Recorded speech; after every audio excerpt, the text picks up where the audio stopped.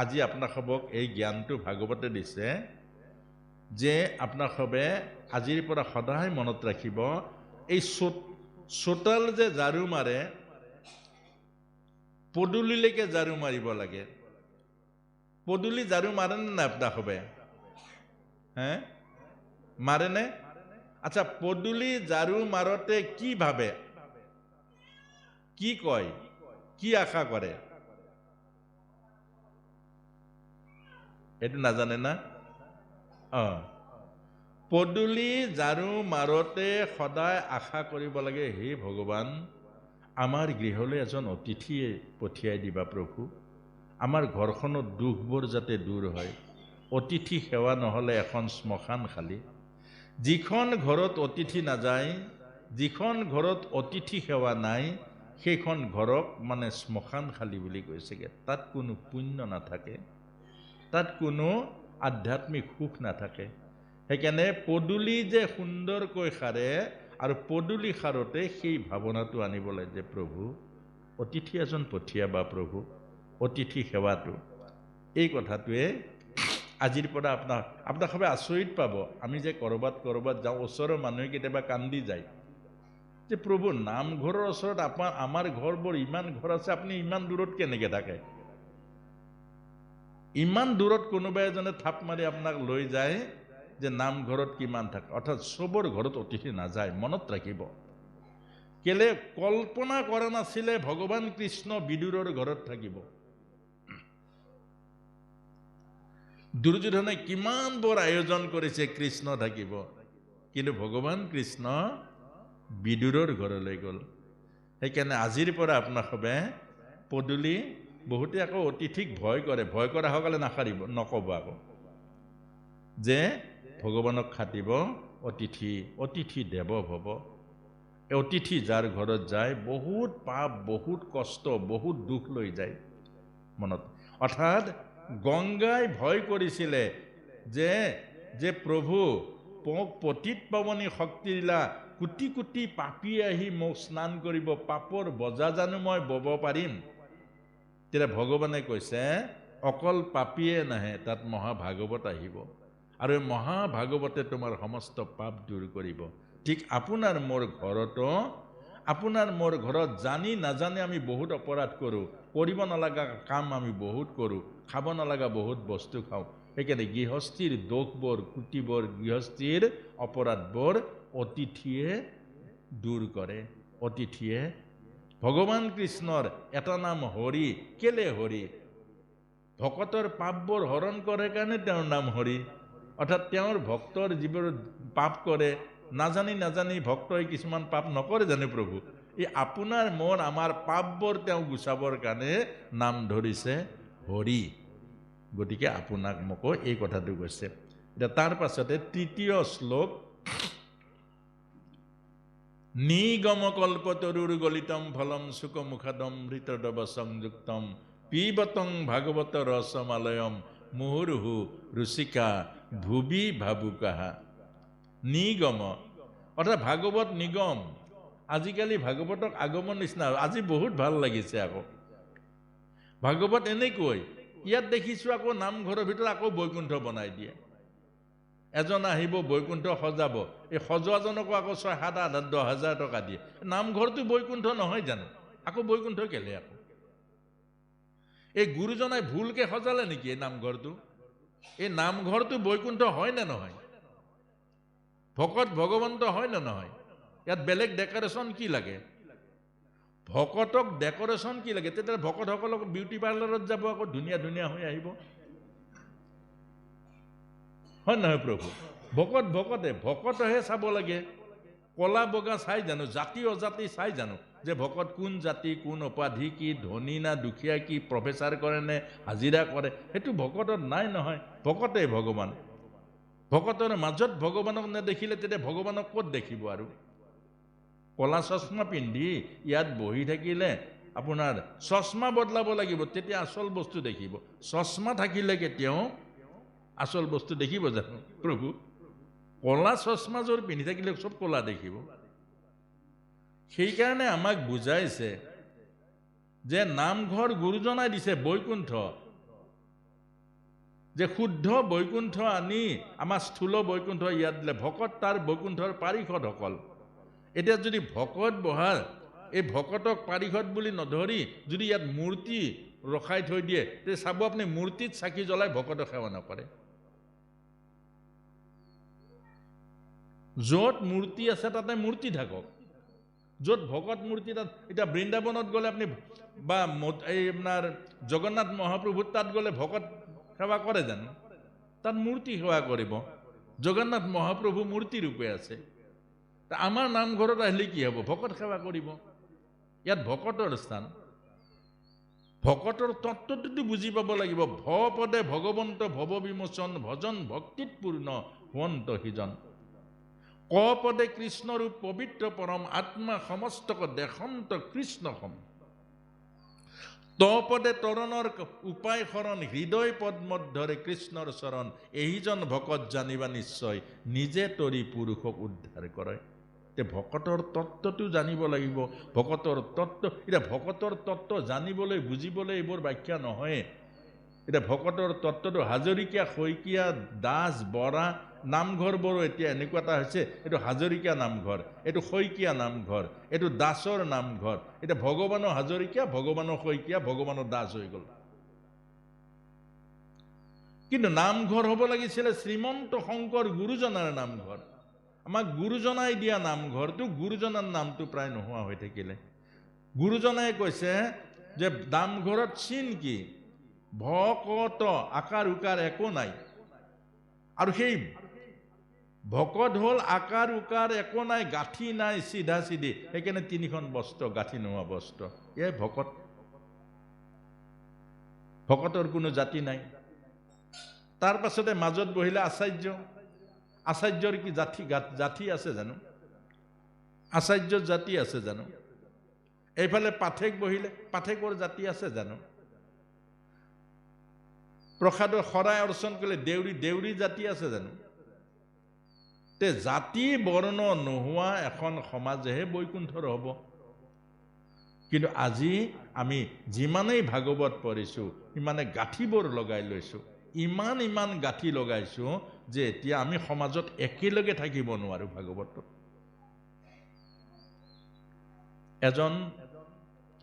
এজন গাঁৱৰ বৰ সন্ত আছিলে। তেওঁ এবাৰ গুৰু এজনক সুধিলে যে প্ৰভু, মই আমাৰ সমাজখন লগ ল'ব লাগে, সমাজখন কেনেকৈ লগ লগাওঁ?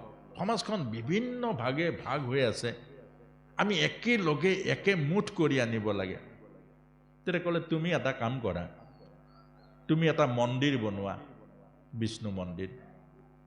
আহিলে ডাঙৰ মিটিং এখন দিলে। মিটিং এখন দিলে, দি পেলাই ক'লে, কাৰণ সেইজনে তেওঁক বুজাই দিলে বিষ্ণু মানে সকলোৰে মূল আধাৰ বিষ্ণু, বিষ্ণুৰ পৰাই ব্যাপ্ত হৈছে, বিষ্ণুৰ পৰাই গোটেই জগতখন সৃষ্টি হৈছে। তে বিষ্ণু এক তত্ত্ব, গতিকে বিষ্ণু মন্দিৰ বনোৱা। তেতিয়া তেওঁ যেতিয়া ডাঙৰ মিটিংখন পাতিলে, তেতিয়া সুধিলে, তেতিয়া ক'লে যে বিষ্ণু মন্দিৰ আমি এটা পাতিব লাগে, চবে লগ লাগিবলৈ। বিষ্ণু মন্দিৰ বনালে নহ'ব ন, শিৱ মন্দিৰটো নহ'লে আমিতো আহিব নোৱাৰোঁ। আমি শিৱৰ সাধনা কৰোঁ, শৈৱসকল। তেতিয়াহ'লে মই আকৌ গুৰুজনাৰ ওচৰত যাব লাগিব। এইটো বিষ্ণুৰ হেৰিত লগ নালাগে, বোলে লগ লাগিব নোৱাৰোঁ। আকৌ গুৰুজনাৰ ওচৰত গ'ল, যাই ক'লে এতিয়া লগ নালাগে নহয় প্ৰভু, এতিয়া কি কৰিম? তেতিয়া এটা কাম কৰা, এইটোতো শিৱ মন্দিৰ বনালে আকৌ দুৰ্গা মন্দিৰ বনাবলৈ ক'ব, কাৰণ শাক্তসকল আছে। গতিকে কাম এটা কৰা, তুমি নামঘৰ এটা বনাই দিয়া, নামঘৰত চব লগ লাগিব। কেলে গুৰুজনাই চব নামঘৰত লগ লগাইছিলে। নামঘৰত লগ আহিলে আৰু আহি ডাঙৰ মিটিং এখন পাতিলে। নামঘৰ এটা বনাবৰ কাৰণে উপায় এটা চিন্তা কৰিলে, যে নামঘৰৰ প্ৰস্তাৱটো দিলে, চব আহিলে। তাৰপাছত সুধিলে কোন খেলৰ নামঘৰ হ'ব? খেলৰ নামঘৰ নাই নহয়, গোটেই নামঘৰে ভাগ বোলে।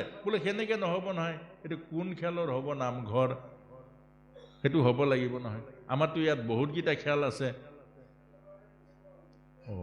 বোলে মই আকৌ গুৰুজনাৰ ওচৰত যাব লাগিব। আকৌ গুৰুজনাৰ ওচৰত এনে কেইবাবাৰো অহা যোৱা কৰি শেষত গুৰুজনাই এটা কাম কৰিলে, হেৰা তুমি মানুহ লগ লগোৱা উপায় এটা মই তোমাক দিব পাৰোঁ। সেইটোৱে কৰা তুমি বোলে কি বোলে ধাবা এখন বনাই দিয়া কেলে নামঘৰত আহিলে অমুকৰ হাতে খাওঁ তমুকৰ হাতে খাওঁ এই নানা ধৰণৰ সমস্যা এই ধাবাত সমস্যা নাই ধাবাত চব একেলগে চলি যাব অৰ্থাৎ এই কথাটোকে আমাক বুজাইছে আমাৰ মূলৰ পৰা আমি যদি আঁতৰো ভাগৱতৰো আপোনালোকক আকৌ চৰণত ধৰি কৈছো ভাগৱতৰ যদি মূলৰ পৰা আঁতৰো মূলৰ পৰা তেতিয়াহ'লে ভাগৱত আমাৰ অনিষ্টৰ হ'ব আমাৰ জীৱনৰ অনিষ্টৰ সকলোতকৈ মূল কাৰণ হ'ব ভাগৱত কথাটো শুনিবলৈ ভাল নালাগে এজন মানুহে ব্যৱহাৰিক জীৱনত পালন নকৰা অবৈষ্ণৱৰ মুখেৰে যদি ভাগৱত শুনে সাপৰ বিষতকৈও ভয়ংকৰ বুলি চৈতন্য মহাপ্ৰভুৱে কৈছে চৈতন্য চৰিত্ৰামৃতত কেলে যি ব্যৱহাৰিক জীৱনত বৈষ্ণৱ ধৰ্ম আচৰণ নকৰে যি ব্যৱহাৰিক জীৱনত ভকতি ধৰ্ম আচৰণ নকৰি অকল আনক কথাবোৰ ক'বলৈ যত্ন কৰে আৰু তেওঁৰ মুখেৰে কথা শুনিবলৈ মানা কৰিছে তেওঁৰ মুখৰ কথাত অৰ্থাৎ সাপৰ বিষ খালে এজন মানুহ মৰে আৰু তেওঁৰ সেইজনৰ কথা শুনিলে হাজাৰজন মৰিব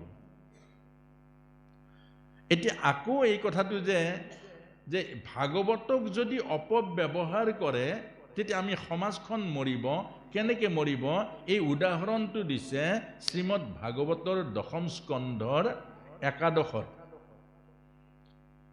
ঠিক 10ম স্কন্ধৰ 11 সমাপ্ত হৈছে এই কথাটোৰ ভগৱান কৃষ্ণ আহিছে আধ্যাত্মিক জীৱন দিবৰ কাৰণে ভগৱান কৃষ্ণ আহিছে ধৰ্ম প্ৰতিষ্ঠা কৰিবৰ কাৰণে কিন্তু শেষত গৈ যদুবংশই ভগৱান কৃষ্ণক বুজি নোপোৱা হৈ গ'ল যদুবংশই যেতিয়া ভোগৰ মাজত ঢাপলিয়ালে যেতিয়া যদুবংশৰ সাম্ব আদি এইসকল অহংকাৰীৰ অভিমানী হৈ গ'ল কৃষ্ণক ঈশ্বৰ নেদেখা হৈ গ'ল তেতিয়া ঈশ্বৰেই মাৰিব লগা হৈ গ'ল এই যদুবংশটোক গতিকে আমাক এই কথাটোকে কৈছে যে ঘৰত যদি পিতৃ আছে উদাহৰণ চাব আৰু এই কথাখিনি খুব বুজিবলৈ যত্ন কৰিব নুবুজিলে আকৌ বিপৰীত দেখিব ঘৰত আপোনাৰ ঘৰত 80 বছৰীয়া দেউতা আছে আপুনি দেউতাক সদায় সেৱা কৰক আশীৰ্বাদ পাব দেউতাক সুখী কৰি ৰাখক অন্তৰৰ হৃদয়ৰ পৰা আশীৰ্বাদ দিব আপুনি দেউতাক কষ্ট দিয়ক আপোনাক অভিশাপ দিবৰ কাৰণে আৰু বেলেগ নালাগে মানুহ প্ৰতিদিন আপোনাক অভিশাপ দিব আত্মাই কষ্ট পাব আত্মাই যেতিয়া পিতৃয়ে কষ্ট পাব হুমনিয়া আহিব এটা এটা হুমনিয়া আহি আপোনাৰ ভৱিষ্যত সংসাৰ জ্বলাই দিব পিতৃয়ে কাল হ'ল নে নহ'ল কওক আপোনাৰ 80 বছৰীয়া পিতৃক যদি আপুনি বজাৰৰ পৰা প্ৰথম পিতৃৰ কাৰণে বজাৰ এটা কৰে বজাৰৰ পৰা আহি প্ৰথম পৰিবাৰক সোধে দেউতাই খালেনে প্ৰথম প্ৰশ্ন দেউতাই খালেনে আপুনি যদি বজাৰৰ পৰা আহি এই ভাত দিয়া আপুনি খালে দেউতাৰ কথা সুধিলে জানো নুসুধিলে দেউতাৰ মনত সেই কথাটো লাগিব যে এদিন মই সি নোখোৱালৈকে মই ভাত নাখাইছিলোঁ সি কিবা কাৰণত শুই থাকিলে মই তাক জগাই হ'লেও কোলাত লৈ হ'লেও খুৱাইছিলোঁ আজি সি বজাৰৰ পৰা আহি মোক এবাৰ নুসুধিলে দুগালেৰে চকু পানী ওলাব আৰু এই দুগালৰ চকু পানীয়ে আপোনাৰ জীৱনত ভয়ানক এটা প্ৰভাৱ পেলাব আৰু সেইকাৰণে আমাক পজিটিভ আৰু নিগেটিভ দুইটা বস্তু একেলগে আছে ভগৱানো পজিটিভ নিগেটিভ কেলে এফালে ভগৱান জন্ম পাইছে এফালে যোগমায়া জন্ম পাইছে একেলগে জন্ম পাইছে আপুনি ভগৱানৰ ফালে যদি মুখ নকৰে মায়াই আপোনাক ঈশ্বৰ বিমুখ কৰি দিব কলৈ লৈ যাব এদিন আপুনি ঈশ্বৰৰ অস্তিত্ব স্বীকাৰ নকৰিব এনেকুৱা এই কথাটোকে আমাক বুজাইছে অৰ্থাৎ যিকোনো বস্তুৰ দুটা ক্ৰিয়া আছে সেইকাৰণে আমি ভালটো ল'ব লাগে যে পিতৃৰ পৰা আশীৰ্বাদো আছে অভিশাপো আছে নাই প্ৰভু সেইকাৰণে আমাক ভাগৱতে জ্ঞানখিনি এইটোৱে দিছে দুইটা পজিটিভ নিগেটিভ দুইটাকে বুজাবলৈ দিছে আমি যাতে নিগেটিভটো নো নিগেটিভ বি পজিটিভ নো নিগেটিভ একেবাৰে নিগেটিভটোলৈ কেতিয়াও যাব নালাগিব যে টকা পইচা লোকচান হওক আপত্তি নাই, কিন্তু আপোনাৰ জীৱনত কেতিয়াও অভিশাপ আনিব নালাগিব। যদি আপোনাৰ জীৱনত কিবা কাৰণত পিতৃৰ অভিশাপ আহিলে, মাতৃৰ অভিশাপ আহিলে, কোনোবা বয়োজ্যেষ্ঠ ভকতৰ অভিশাপ আহিলে, তাৰ পৰা হাত সাৰিব নোৱাৰে আপুনি। অম্বৰীশ মহাৰাজৰ একাদশী ব্ৰতত সেই কাহিনীটো ভাগৱতত দিছে। দুৰ্বাসাৰ নিচিনাজনো কিমান দৌৰিব লগা হ'ল, সেইকাৰণে আমাক বুজাইছে। আৰু এতিয়া ভাগৱত হ'ল নিগম। আকৌ কথাটো আমি তৃতীয় শ্লোকলৈ আহিছোঁ। নিগম, নিগম মানে হ'ল সংসাৰৰ পৰা ওলাই যোৱা, মায়াৰ পৰা মুক্ত হোৱা। ভাগৱত হ'ল এৰা। কি এৰা? সংসাৰ এৰা, ভোগ এৰা, ভোগৰ ফালে পিঠি দি যোগ কৰা। ভাগৱত হ'ল সংসাৰৰ ফালে পিঠি দি ঈশ্বৰ সেৱাটো বঢ়োৱা, ঈশ্বৰৰ নাম লোৱা, ঈশ্বৰৰ আশ্ৰয় লোৱা, ঈশ্বৰৰ আশ্ৰয়তে থকা। ৰাতিপুৱা গৈ প্ৰভু ভগৱন্তৰ চৰণতে যে প্ৰভু পৰিয়ালটো আহিছোঁ তোমাৰ ওচৰত, প্ৰভু পৰিয়ালটো তোমাৰ চৰণতে আছোঁ, প্ৰভু তুমি ৰাখিবা। সুখে দুখে, আজি সুখৰ খবৰ হ'ল, প্ৰথম প্ৰভুৰ ওচৰত যাওক, প্ৰভু কওক যে প্ৰভু ল'ৰাটোৱে এটা ভাল খবৰ লৈ আনিলে, মই জানো এইটো তোমাৰ কৃপা, আৰু তোমাৰ ইচ্ছা নহ'লে, তোমাৰ কৃপা নহ'লে মোৰ এইটো কেতিয়াও সম্ভৱ নহ'লহেঁতেন। এটা দুখৰ খবৰ আহিলে, প্ৰভু মোক বলৱান হ'বলৈকে, মোৰ ধৈৰ্য পৰীক্ষা কৰিবৰ কাৰণে এইটো তুমি মোৰ ব্যৱস্থা কৰিছা, আৰু এই মোক বল দিবা, মোক শক্তি দিবা, যাতে মই এই ধৈৰ্য নেহেৰুৱাওঁ। আৰু সেই বস্তুবোৰ প্ৰভুৰ চৰণত যাওঁ। প্ৰভু আমাৰ গাৰ্জেন, প্ৰভু আমাৰ অভিভাৱক, প্ৰভুৱে আমাৰ জীৱন দিছে, প্ৰভুৱে আমাক জন্ম দিছে, প্ৰভুৱে আমাৰ জন্মৰ আগত মাতৃস্তনত দুগ্ধ দিছে। গতিকে এইটোৱে আমাক বুজাইছে। নিগম, নিগম, নিগম কল্পতৰুৰ গলিতম ফলম চুকমুখাদমৃত দ্ৰৱ সংযুক্তম। আৰু এই কথাটো পুনৰ কৈছে, এজন সুখস্বৰূপ বৈষ্ণৱৰ পৰাহে ভাগৱত শুনিব। আকৌ কৈছোঁ এই কথাটো, সুখস্বৰূপ বৈষ্ণৱৰ পৰা। আমাৰ দুটা আছে, এটা হ'ল পূজাৰী, এটা হ'ল বেপাৰী। পূজাৰী আৰু বেপাৰীৰ মাজত পাৰ্থক্য আছে। গতিকে এই বেপাৰী হ'ল ব্যৱসায় ভিত্তিত যিকোনো কাম কৰিব পাৰে, আৰু পূজাৰীয়ে হ'ল ব্যৱসায়ত নকৰে, সংস্কৃতি ৰক্ষাৰ কাৰণে, সংস্কৃতি সুন্দৰ কৰিবৰ কাৰণে, সমাজ সুন্দৰ কৰিবৰ কাৰণে পূজাৰীসকলে ভগৱানৰ এই পূজাৰী বা ভগৱানৰ কথাবোৰ কৰে। এজন ভকত আপোনালোকে চাবচোন, গোটেই জীৱনটো বিলাই দিয়ে, শ্ৰীমন্ত শংকৰ গুৰুজনাকে আদি কৰি, মাধৱ পুৰুষকে কৰি, আটকসকলকে আদি কৰি। এইটো কথা, এটা হ'ল পূজাৰী, এটা হ'ল বেপাৰী, এটা হ'ল দাম দৰ, এটা হ'ল শ্ৰদ্ধা আৰু ভক্তি। গতিকে এই কথাটোকে আমাক বুজাইছে। এতিয়া সেইটোকে কৈছে নিগম। যদি আপুনি দাম দৰ কৰে আগমলৈ আহিব, যদি সেৱা কৰে নিগমলৈ আহিব। এটা হ'ল সেৱা, এটা হ'ল বেচা কিনা। এতিয়া এই কথাটোকে আমাক বুজাইছে, দুটা তত্ত্ব। নিগম কল্পতৰুৰ, কল্পতৰু মানে নিগম ইতি বেদ। আমাৰ বেদ হ'ল কল্পতৰু। বেদত যি বিচাৰে তাকেই পাব, বেদত যি বিচাৰে তাকেই পাব। ধৰ্ম পাব, অৰ্থ পাব, মোক্ষ পাব, কাম পাব। আনকি পঞ্চম পুৰুষাৰ্থ ভক্তিও বেদৰ পৰা আহিছে। বেদৰ বিত্ত নাৰায়ণ আছে, আৰু সেই বেদৰ বিত্ত, বেদৰ মূল তত্ত্ব যে নাৰায়ণ, এইটো পাহৰি, এইটো এৰি ব্যাসদেৱে এই শাস্ত্ৰবোৰ লিখিছিলে। আৰু শেষত গৈ ক'লে, তুমি বেদৰ মূল তত্ত্বটো তুমি বাদ দি, অৰ্থাৎ জীৱনৰ মূল ঈশ্বৰক বাদ দি, জীৱনৰ মূল ঈশ্বৰ সেৱাক বাদ দি, জীৱনৰ মূল ঈশ্বৰৰ যোগক বাদ দি মুক্তি কেনেকে হ'ব? মুক্তি সোণৰ শিকলি পিন্ধিব পাৰা, কিন্তু বন্ধন, সোণৰ শিকলিতো বন্ধন একেই, ৰূপৰ শিকলিৰ বন্ধন একেই, তামৰ শিকলিৰ বন্ধন একেই, ৰছীৰ বন্ধন একে, বন্ধনটো বন্ধনে হয়। টোপনি, যদি সোণৰ পালেঙত শুই টোপনি নাহে, তেতিয়া সোণৰ পালেঙৰ মূল্যটো কি থাকিলে বাৰু? কি মূল্য আছে? এই কথাটোকে আমাক বুজাইছে।